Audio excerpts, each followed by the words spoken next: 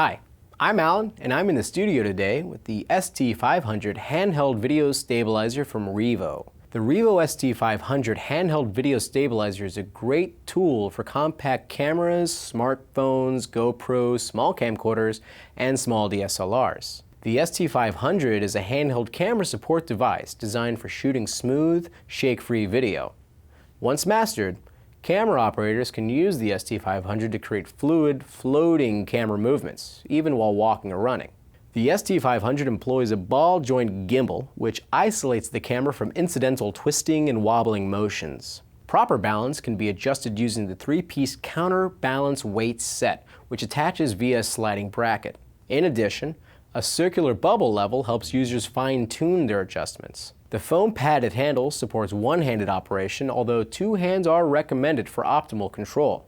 To give you an idea of how the Revo ST500 can improve the quality of your videos, we've conducted a little A/B comparison.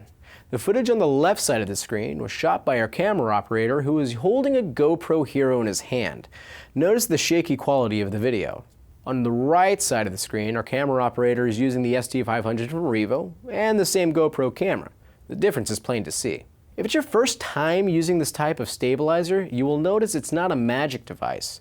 It takes some patience and practice to obtain the skills needed to produce professional results.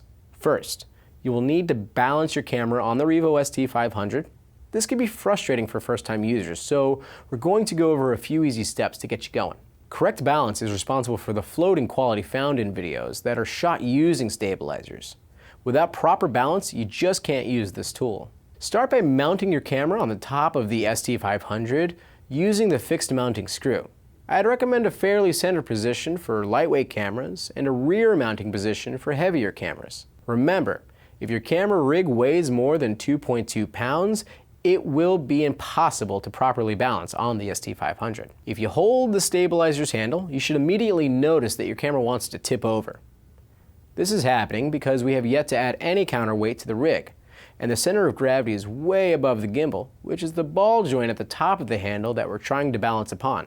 Start by adding the largest counterweight to the bottom of the ST500. Check the balance again. If your camera is still tipping over, continue to add weight until the camera is more or less balanced.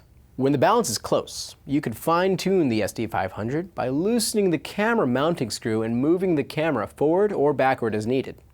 You may be working with a camera that has offset weight, such as most DSLRs, or your camera may have a viewfinder that folds out to the left, also offsetting the weight on one side. You can counter this discrepancy by loosening the counterweight mounting screw and moving the extension arm to the opposite side, like so. Use the 360-degree level to check your balance. The bubble within the level should line up in the center of the ring when the camera and the stabilizer are correctly balanced. Once you've balanced your camera on the ST500, note the amount of counterweight that you have used. Write down the distance between the counterweight and the camera and the positioning of the camera on the mounting screw. You can even mark your settings on the unit with a wax pencil or masking tape. This will make it quicker and easier to switch between multiple cameras. And more importantly, it will be easier to balance your camera the next time you use it with the ST500.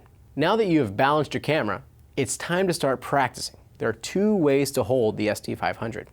The two-handed grip is the most stable way to hold and operate the ST500. Use one hand to grip the foam-padded handle and gently place your thumb on the stabilizer. Use your other hand to provide additional support while you use your index finger and thumb ever so lightly on the stabilizer to control the movement and the panning. Sometimes a shot will require a free hand, for example, if you need to open and walk through a door. The single-handed grip will allow you to keep one hand free, although it is much less stable and more susceptible to wind interference, which can sway your camera and ruin the shot. With this grip, it could be useful to extend your index finger around the front of the stabilizer to control panning and offer additional support. Remember, as with all stabilizers, there's a learning curve. With some practice and patience, you will begin to see a noticeable increase in the production quality of your video projects. I'm Alan for Revo. Thanks for watching.